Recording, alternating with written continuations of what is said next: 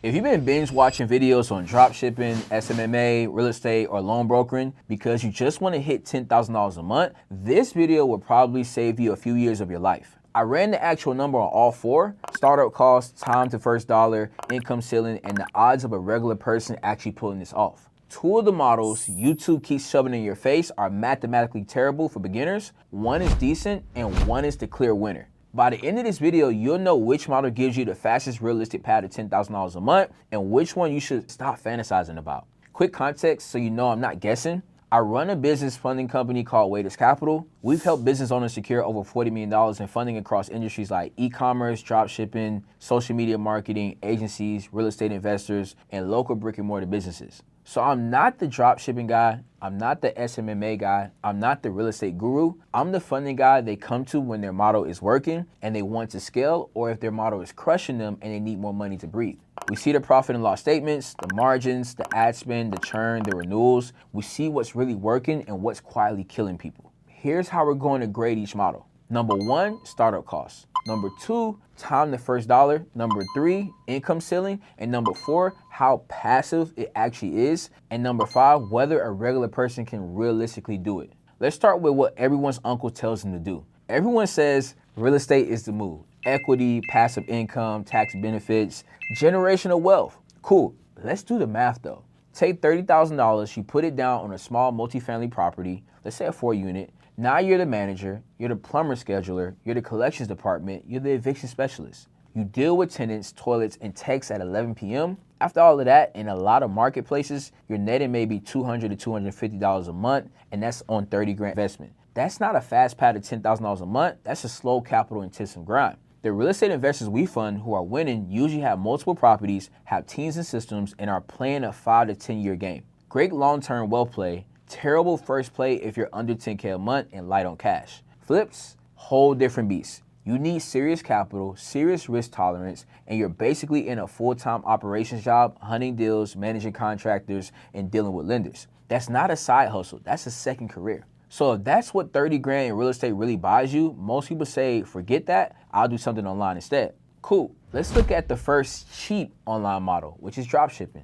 No inventory, no staff, just Shopify, AliExpress, and vibes. We fund a lot of e-commerce brands and dropshippers. We see the Stripe accounts, the ad accounts, the refunds, and the chargebacks. Here's the usual beginner setup. You spend $50 a day on ads, that's about $1,500 a month. You sell a $40 product, even if you convert 2% of visitors, which is generous, your margin after product costs and fees might be 10 to 15% before any ad spend hits. Most beginners are bleeding cash while they're testing creatives. They're also fighting other stores selling the exact same product, shipping delays, chargebacks, and customer complaints. The e-commerce businesses we see doing 7 figures have brand, not just a product, real capital to test and scale, and teams and systems, not just a solo operator. So could dropshipping work? Yes. But for a normal person with a 9 to 5 and a couple grand saved, it's a low margin knife fight, not the highest probability path to 10K a month fast. At this point, a lot of people tap out of dropshipping and say, I'll just sell my skills, no inventory, high retainers, easy.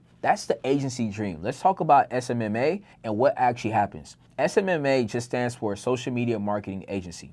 In plain English, you run other businesses' social media, ads, Instagram, TikTok, Facebook, YouTube to help them get leads and sales, and they pay you a monthly fee for it. On paper, it's clean. You sign 5 clients at $2K a month, boom, you're at $10K. Here's why reality doesn't look like that. From the agencies we fund, the pattern is this. Getting your first client is not the hard part, keeping them is. If you don't have deep skills in offer creation, copywriting, media buying, tracking, and client communication, you overpromise, the results aren't there, and the client cancels. You're on a churn treadmill. Every month, you're selling new clients, trying not to lose old clients, doing the same work, reporting, and jumping on calls. Your income is glued to your time and to results you can't fully control. Honest timeline check, most beginners study for 3 to 6 months before landing their first retainer, and that client expects results yesterday. Our agency clients who are winning are killer marketers, systems driven, and tolerant of constant pressure. So SMMA can work if you're obsessed with marketing, but for a regular person trying to replace their income fast, it's still a high skill, high stress job. So we've done the own properties route, the sell products route, and the sell marketing services route. All of them can work, trust me, but all of them chain you to something: tenants, ad costs, or client emotions. That's why I chose a different lane entirely, being the person who controls the money. Quick story. I used to be an engineer in corporate America, comfortable salary, look good on LinkedIn, but I kept having this thought. I'm trading time I can't get back for money that would never really change my life. When I got into business funding, not to get one loan for myself, but to understand how money moves, something clicked. One simple fact: business owners need money every single day. When times are good, they need capital to grow. When times are bad, they need capital to survive. And the person who knows how to connect them to capital gets paid every single time. Here's the money. There are two lanes inside loan brokering that you want to pay attention to. First, we have traditional funding, helping people with good credit get 0% interest business credit cards or business credit in general. You get paid about 10% of what they get approved for. Help someone get 100 grand in credit lines, you earn $10,000 on that one client alone.